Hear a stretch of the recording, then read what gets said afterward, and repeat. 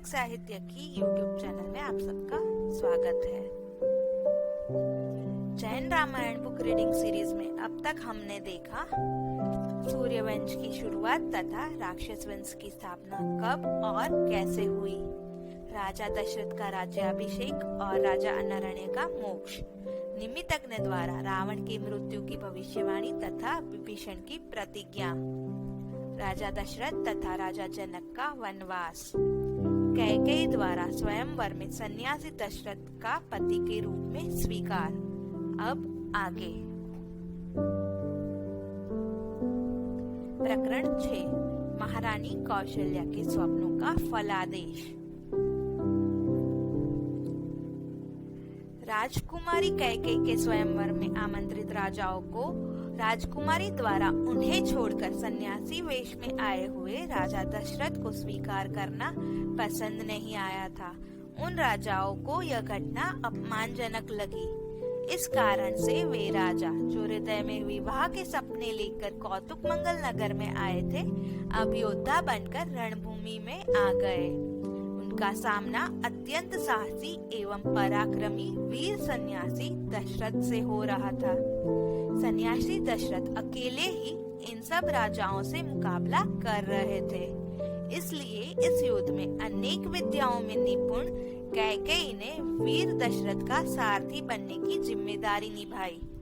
निर्भय होकर दशरथ बिना किसी सैन्य की सहायता के स्वयं ही उन राजा के सैनिकों पर तीरों की वर्षा करने लगे।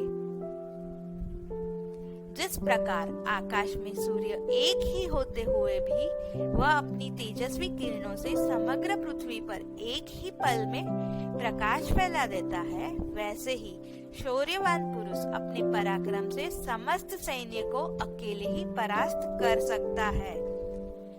यह दशरथ का सौभाग्य था कि कैकेयी के रूप में उन्हें बहुत होशियार और निपुण रथ चालक मिला था। जिस प्रकार उत्तम सुवर्ण यानी सोने में उत्कृष्ट रत्न को स्थापित करने से उसकी शोभा में 4 चांद लग जाते हैं, उसी तरह वीर योद्धा दशरथ के पराक्रम को सारथी कैकेयी की बुद्धिमत्ता का साथ मिलने से उनकी जीत में 4 चांद लग गए। कैकेयी की रथ चलाने की कुशलता के कारण ही दशरथ का रथ पवन की गति से भी ज्यादा गतिमान होकर दौड़ रहा था। सूरवीर दशरथ एक के बाद एक शत्रु सेना के सैनिकों के रथ और शस्त्रों को गिराते हुए आगे बढ़ रहे थे। उनके पराक्रम के आगे शत्रु टिक नहीं पाए। अंत में शत्रु राजा अपने प्राण बचाने के लिए सेना सहित दशरथ की शरण में आ गए। युद्ध समाप्ति के बाद राजा शुभमति ने राजकुमारी कैकेयी का विवाह दशरथ के साथ विधि पूर्वक संपन्न किया। दशरथ ने अपनी नवविवाहित पत्नी कैकेयी से कहा, देवी, आपने मेरे रथ के सारथी होने की जिम्मेदारी बहुत कुशलता पूर्वक निभाई और उसी के कारण आज मेरी जीत हुई है। मैं आपके इस कार्य से बहुत प्रसन्न हूँ, इसलिए आप मुझसे अपनी इच्छा अनुसार कोई भी वरदान मांग लीजिए। मैं आपकी वह इच्छा अवश्य पूर्ण करूंगा। इसके उत्तर में कैकेयी ने कहा, इस वक्त वरदान मांगने की आवश्यकता नहीं है। आप अभी इसे अनामत के तौर पर अपने पास ही रखिए। योग्य समय आने पर मैं अवश्य कुछ मांग लूंगी, तब आप अपना वरदान पूर्ण कीजिएगा। कैकेयी के साथ विवाह के पश्चात दशरथ सैन्य के साथ राजगृह में पधारे। वहां उन्होंने मगध के राजा को पराजित कर राजगृह को अपना निवास स्थान बनाया। तत्पश्चात दशरथ ने दूत भेजकर अयोध्या से अपनी तीनों रानियों को राजगृह बुलवाया। दूत द्वारा संदेश मिलते ही कौशल्या आदि रानियां अत्यंत खुश और आश्चर्यचकित हो गई, क्योंकि उनके अस्तित्व पर लगा हुआ ग्रहण अचानक ही समाप्त हो चुका था। वे सब तुरंत राजगृह पधारे और राजा दशरथ तथा रानी कैकेयी के साथ वहीं रहने लगे।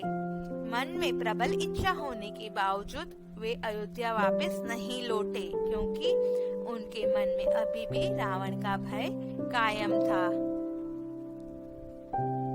राजगृह ही को अपनी नई राजधानी के रूप में स्थापित कर राजा दशरथ अब अपनी चारों रानियों के साथ आनंद पूर्वक समय व्यतीत कर रहे थे। एक दिन सुतिथि, सुनक्षत्र एवं सुयोग का समन्वय देखकर 5वें देवलोक से आकर एक अत्यंत दिव्य आत्मा ने राजरानी कौशल्या के गर्भ में प्रवेश किया।